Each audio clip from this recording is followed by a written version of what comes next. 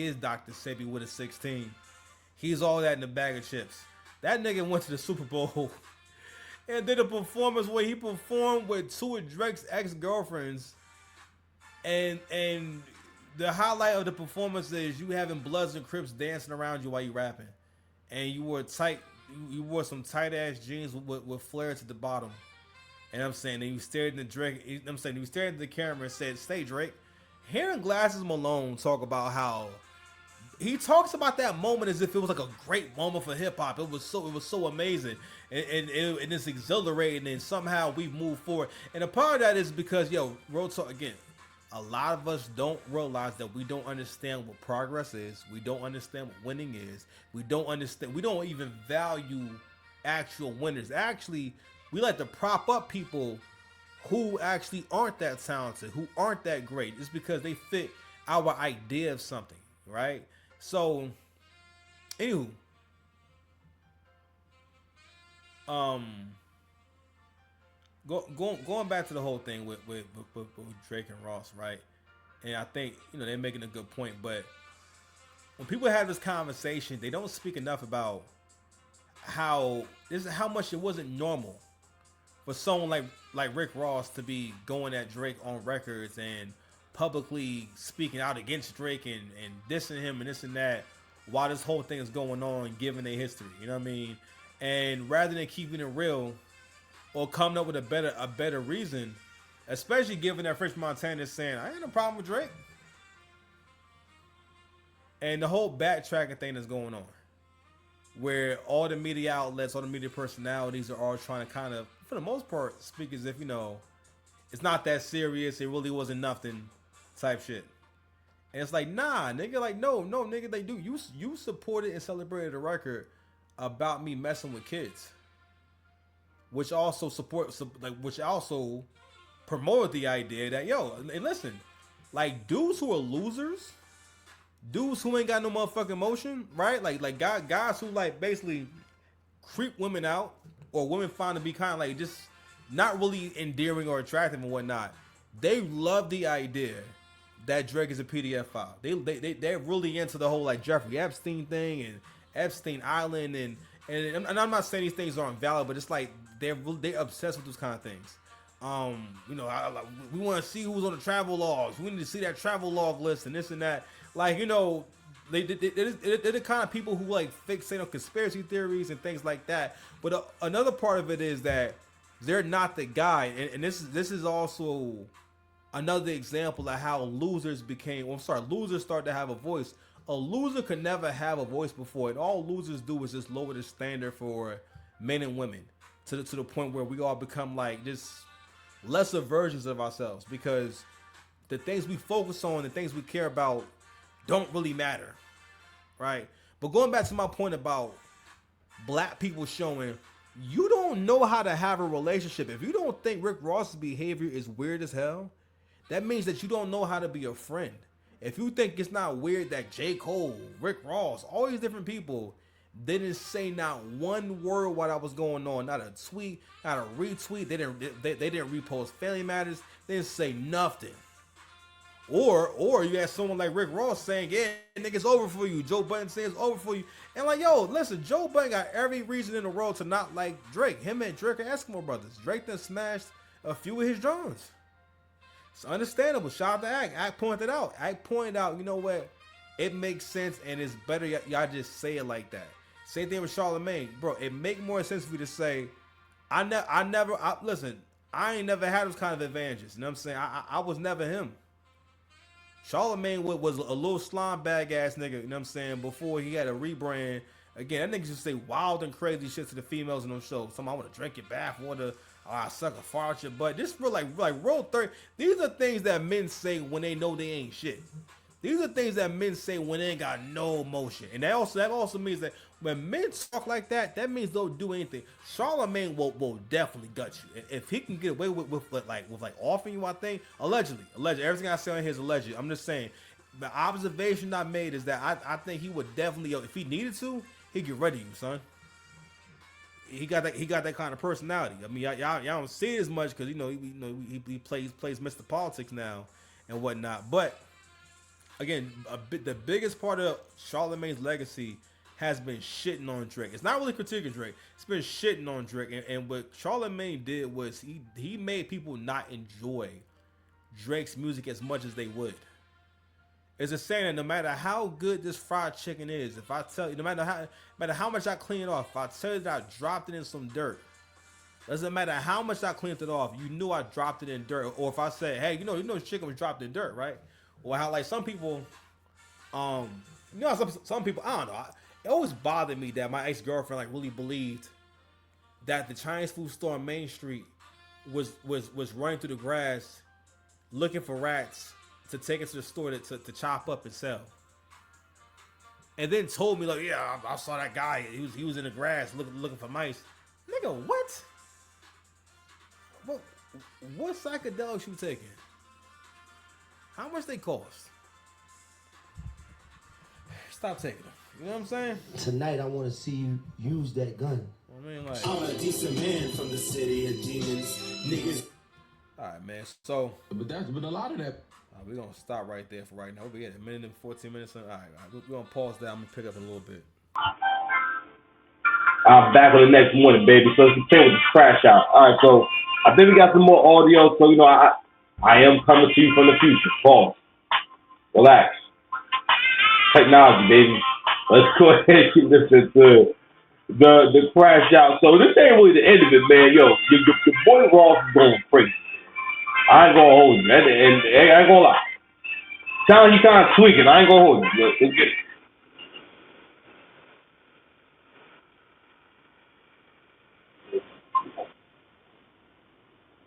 Oh. Let's change the mic real quick. My bad. Oh.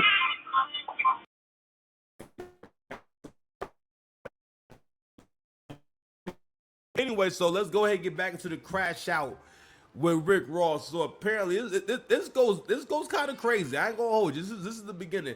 Now, mind you, this is Rory and Mal having really a general conversation. They ain't called Ross no names. They didn't say Ross was washed.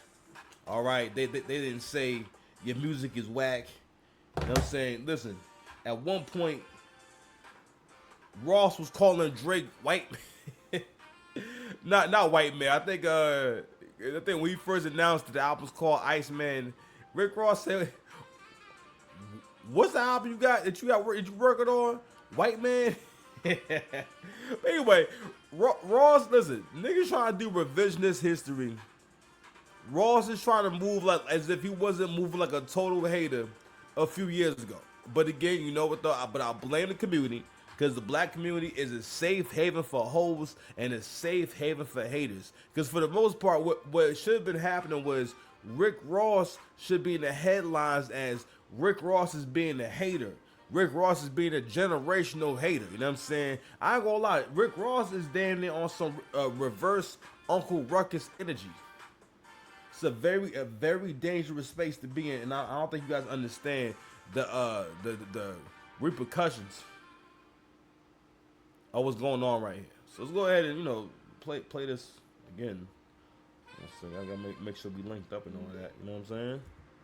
All right. The fuck did he do to you? Yeah, but a lot of that was weird in that moment. Well, we know that now, looking back 2 years. Like, we know a lot of the things that happened was weird. A lot of the things that was said was weird. A lot of things felt like it came out of nowhere. What was that for? What issue does this person have with him? Like, it was a lot of that going on, but it was also a moment for people to try to capitalize and try to, gain whatever they could out of the moment. Like, and we said that when he jumped in and we was like, yo, bro, like, I even said it, Ross, I was like, yo, Ross, just fall back. This ain't the time for that right now. Like, I remember saying, like, yo, this is a one-on-one, like, we don't really need that right now. We don't care about what that is. Like, we could do that after. It just didn't feel right. It felt like he was trying to get in on it and capitalize. Ross also had some words for Rory Moe. It's a beautiful morning, perfect time to feed you. All right, so that shit called Renaissance of a Boss. Let me tell you something. First of all, I had no idea you was doing a book. You know what I'm talking about? You see how, like, I don't know what the book is about? I don't know about the book.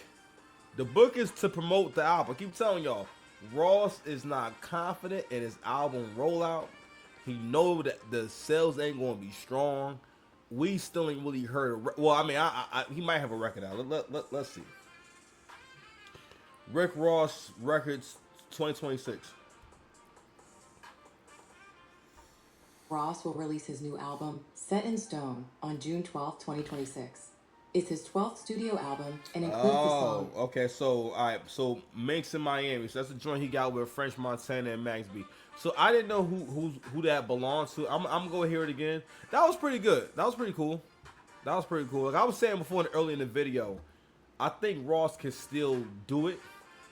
But the bar has raised so much when it comes to, like, what people think is entertaining or what people consider to be entertainment. You know what I'm saying? So with Ross and a lot of other artists, what they don't get is you have to get with new people, with young people with just with new energy and a new sound to kind of help, kind of like help to revitalize your own sound. Now that's what Jay did. Jay did that a lot, like in terms of aligning himself with newer talent or doing songs with people that you don't know as well, or people who aren't as famous, like having John Legend on, like on Kingdom Come, he had John Legend, had Chrisette Michelle. I mean, well, it wasn't a ton, but he still had newer voices on there that you weren't as familiar with. You know what I mean? And from there, people kind of grew their fan bases off that. You know what I mean? Yourself the knowledge. What's that? Rory and Maul, get off your knees. Get the testicles out of your mouth now. I don't know which one, the white one or the black one. Y'all both the same. Rory Maul, the Glazers. How y'all feel now? You know, Drake just committed suicide. I'm sure he'll retire next month. How is this lawsuit doing? How is the Drake University lawsuit coming? I don't know, guys. I didn't listen to YouTube, man, last night. I'm just going by what you guys say. But once again, this nigga said the Drake University lawsuit. This nigga means Drake versus UMG. I didn't even catch that. And I don't think he caught that either, because that's how high Rick Ross is. This nigga is high off his rocker. Like I said before, when you got nice clothes and a good aesthetic, it's really easy to hide when you got problems. You know what I mean? And people always talk about how people in the industry are such weirdos. And I suppose you can't get but so far in any entertainment, I guess, capacity without creating a character for yourself. Rick Ross created this Rick Ross character all those years ago, and he played it so well, like I was saying earlier in the video. I be forgetting that 50 Cent exposed you for being like a CO, and all you did was say, yeah, well, even when I was doing my job, I was doing my job. Shut the fuck up. You trying to tell me that you became a CEO as an elaborate plan to be able to move drugs throughout the prison? Nah, B. Nah, nigga. No, you smart. You smart, Rick Ross. You are a survivor, my brother. Nothing to be ashamed of. But also, so anyway, so he's also speaking on the Iceman album. A lot of us are saying the same thing. It's not going to be how it was before. That era is over. The era where you had Joe Budden and Charlemagne and all these niggas trying to go crazy and everything. Also, they was getting their pockets lined up allegedly. You know what I'm saying? But I'm gonna leave that alone for right now. But that was the era. But not only that, you got to realize that was just a time where people wanted to see the top guy lose. And that's the concept that a lot of y'all are foreign with. And you won't know what that means. First of all, you had to build a different level of consciousness to even acknowledge when this is happening to you. You know what I'm saying? Come on, where's my soundboard? You know what I mean? Gotta have someone to speak on your behalf. Ain't nobody gonna step up and speak on your behalf. Gotta have somebody speak on your behalf. You know what I'm saying? If you ain't been solid, and Ross, you not being a solid nigga. Also, how you feel. Listen, these niggas is trying so hard to convince people that they not enjoying music. I told y'all before, that conscious shit, Conscious rap, lyrical, miracle. These is all genre. These are genres of rap, right? Not being able to make a record is a genre of rap. I mean, if you think about it, right? If a nigga got joints, we don't call his sound nothing. We may call it his name, right? But we're not gonna call you conscious or say you're this kind of person. A lot of people felt like Kendrick should have beat Drake in the battle because Kendrick rap lyrical miracle, or he sound like he raps about a lot, which is the craziest shit in the world. I'm like, God damn. One of the illest things that Jay ever said, this was his critique of Nas. He said, just because you don't understand him, but doesn't mean that he nice. That's hard.